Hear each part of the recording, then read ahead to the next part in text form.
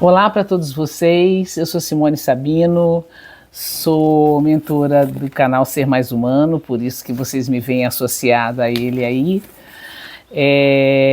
Essa expressão eu criei ela em 2019 com a intenção de fazer alguma coisa com isso, mas demorou um pouco, mas eu venho fazendo, tá? Ela representa o meu lema e como eu acho que os seres humanos poderiam ser muito melhores do que nós somos. Quando a gente vê, por exemplo, um espetáculo do Ballet de Soleil, você fala assim, meu Deus, o que o ser humano é capaz de fazer? Mas em contrapartida também ele é capaz de fazer atrocidades. A nossa raça é uma raça muito complexa, então ser mais humano em si é isso que eu proponho. E então eu resolvi passar aqui hoje porque eu estou fazendo uma série de vídeos sobre superdotação e altas habilidades. E o motivo de eu estar fazendo sobre isso, eu não sou especialista nisso, não é o meu tema de trabalho dentro da clínica como psicóloga. Eu estou fazendo como quem descobre aos 63 anos essa identificação, acha tudo extremamente esquisito e estou tendo que passar por uma readaptação, uma reconstrução da minha própria identidade. E para que isso ocorra, eu estou tendo sim que entender o que isso significa. Primeira coisa, eu quero deixar claro que ser superdotado não é ser gênio. Esse conceito é antiquado, muito antigo mesmo. Tá? Ser superdotado significa ter já nascido com um cérebro que funciona de uma forma diferente, né? Vamos dizer, numa velocidade, numa intensidade, numa hiperexcitabilidade diferente da grande maioria. As estatísticas falam em 5 a 10% das pessoas. E é diferente também de todos os transtornos que vêm sendo levantados, principalmente no mundo infanto-juvenil, né? Que é o TOC, o TDAH, que aí já representa um diagnóstico que precisa ser cuidado. Mas a superdotação também merece muito cuidado, em qualquer idade que ela é identificada. E nesse cuidado eu estou fazendo um acompanhamento num instituto muito reconhecido, que é o INODAP, dirigido pela professora Maria Helena Sabatella, que tem 80 anos, mas que é uma das precursoras, e ela está lá firme e forte conduzindo esse trabalho em defesa da superdotação, porque na verdade a superdotação ela fica meio camuflada, sabe? Por não ser uma doença. E a gente tem que ser acompanhado por um profissional para a gente poder se entender. Então eu sou acompanhada por uma profissional de lá, que é a doutora Roberta, e tem sido fundamental para a minha vida a presença dessas pessoas. E agora nós criamos um grupo, nós vamos ter um conjunto de encontros só de pessoas adultas superdotadas, a maior parte delas com a identificação tardia, e a identificação tardia ela é algo muito peculiar. Você descobrir isso mais velha tem uma complexidade.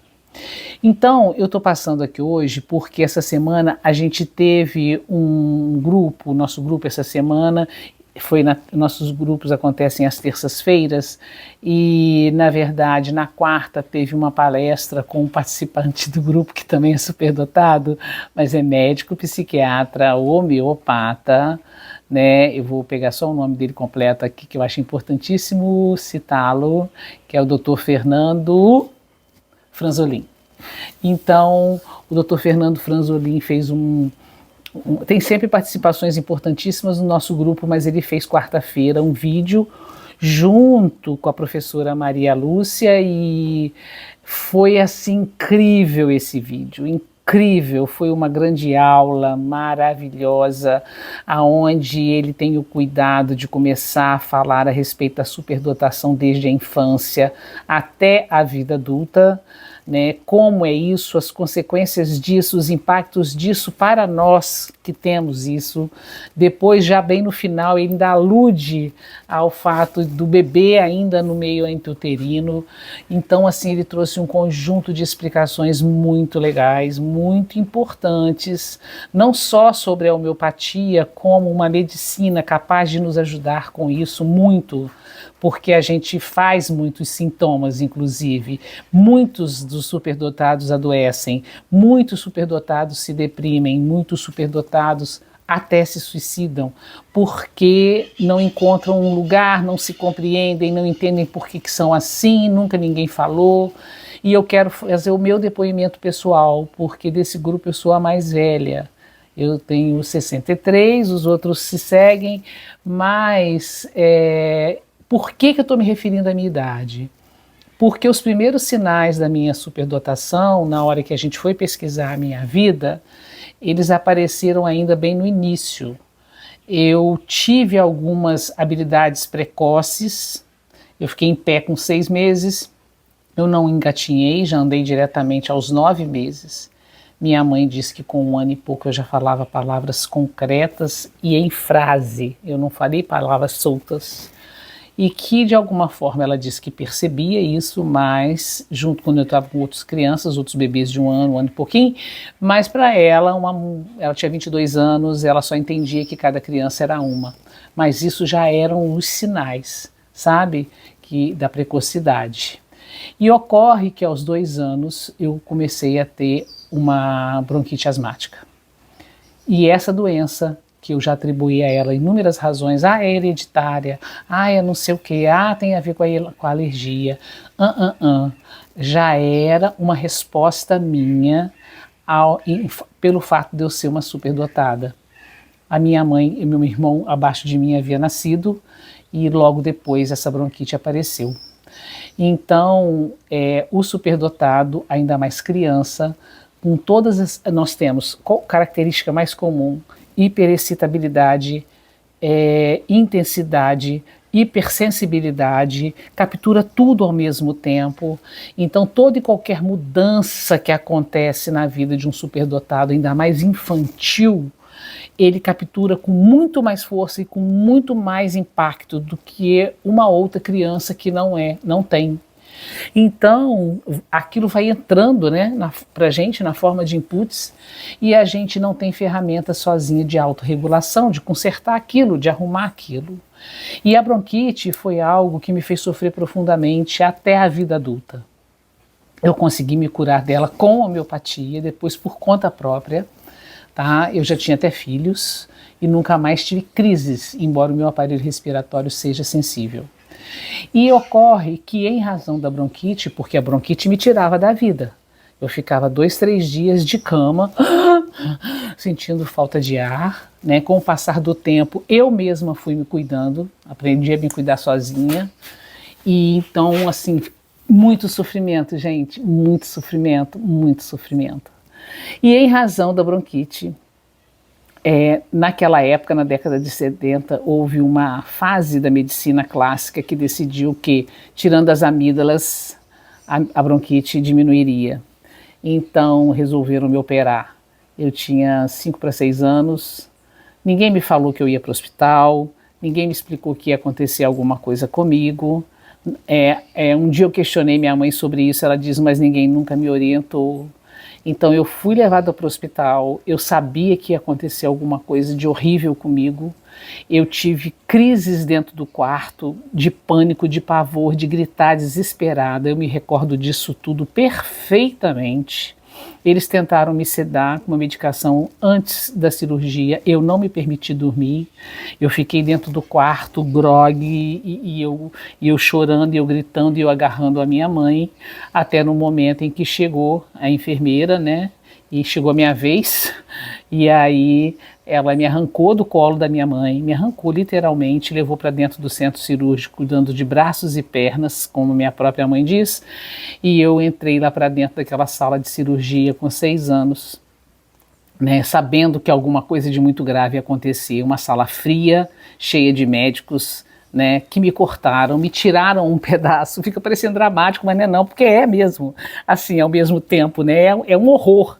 Me cortaram um pedaço dentro de mim e eu saí de lá sem saber o que é que haviam cortado dentro de mim.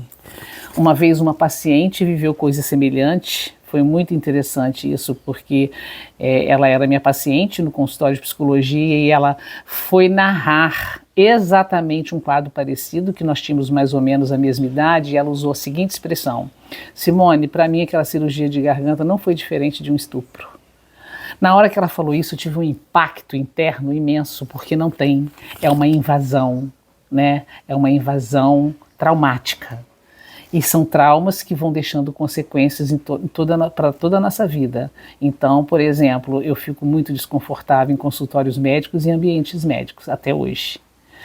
E esse aspecto da superdotação, eu não tenho visto ninguém falar sobre ele na internet.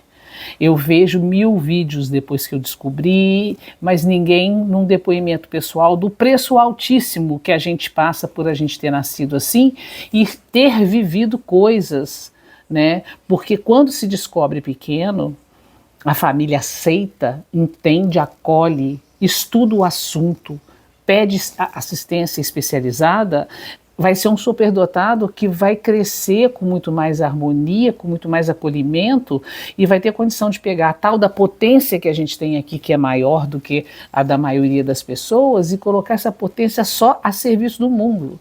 Agora, quando a gente chega na idade adulta, sem saber que é, descobre que é, e a gente começa a fazer um revival, e a gente vê a quantidade de coisas que entrou e que interdita a possibilidade da gente fazer tudo que a gente pode fazer, porque tem medo, porque na verdade tem hora que eu tenho, né? Quando eu lancei meus livros, eu tinha que ir para como é que fala? Lançamento de livro, e aí eu não dava vontade de ir, teve situação de eu ter de viajar sozinha e não queria viajar sozinha, então sempre a minha potência ela veio acompanhada de um pavor. Porque, na verdade, eu não criei ferramentas, eu não recebi as ferramentas necessárias para usar o potencial que eu tenho de uma maneira tranquila, de uma maneira leve e até prazerosa, que eu acho que merece. Né? Quando você, de repente, faz alguma coisa legal e você tem o que celebrar, a gente tem que celebrar com prazer. E esse tipo de dificuldade eu tenho até hoje. Toda a minha produção que eu tenho 9 livros publicados, já tem umas décadas, e inclusive eles estão todos em fase para serem todos refeitos, que agora eu decidi refazer de um outro jeito, foram para ajudar a infância e juventude. Eu sempre defendi isso, é a minha frente de luta. E na palestra do Dr. Fernando Franzolin, na quarta-feira, agora a última, eu falei, meu Deus do céu, eu achei um aliado. Porque ele também fala isso lá na palestra dele a todo momento. Eu vou deixar o link da palestra dele aqui embaixo no YouTube. Porque ele fala o tempo inteiro, nós temos que olhar as crianças, nós temos que olhar as crianças, nós temos que olhar as crianças, os adolescentes, a gente tem que olhar as crianças e os adolescentes. Tem um autor português chamado Manuel Jacinto Sarmento, e eu estudei ele muito para fazer a minha dissertação de mestrado, que foi sobre a educação. Fiz para educação, não fiz para psicologia, mas justamente para que dentro das escolas os professores tomassem ciência do que é olhar as crianças. Então eu fiz na educação, e o Manuel Jacinto Sarmento foi um dos meus autores, e ele dizia, nós adultos olhamos as crianças com o olhar adultocêntrico, a gente olha para eles, mas com o nosso olhar de adulto, e não pode, a gente tem que, como diz o outro autor, né, Janusz Korczak, que diz, vamos ajoelhar e vamos olhar as crianças ajoelhadas na mesma altura dela, para a gente poder entender quem elas são. Então eu passo e deixo claro que eu estou fazendo esse vídeo em primeira mão para minha própria autocura, né? Porque para que eu possa também assumir tudo isso, rever tudo isso, e eu estou tendo que buscar muita coragem para poder rever as consequências de ônus em ser um superdotado. A gente não tem só bônus, a gente tem ônus. E esse vídeo vai ter esse título, o ônus de ser um superdotado, uma superdotada, tá? Então fica o meu recado, que eu acho assim, que juntei, linkei com a live super maravilhosa que o Dr. Fernando fez, que inclusive para quem não é superdotado é espetacular, para quem não conhece homeopatia é espetacular, para qualquer idade, tá bem? Fica hoje aqui essa minha biografia dividida com vocês sem nenhum problema, para que vocês possam compreender a vida humana, os seres humanos, as limitações humanas, as dores humanas e os potenciais de seres humanos. Até o próximo, porque eu vou continuar. Até eu ficar bem com esse assunto e, de certa forma, colaborar para que outras pessoas tenham acesso. Tchau.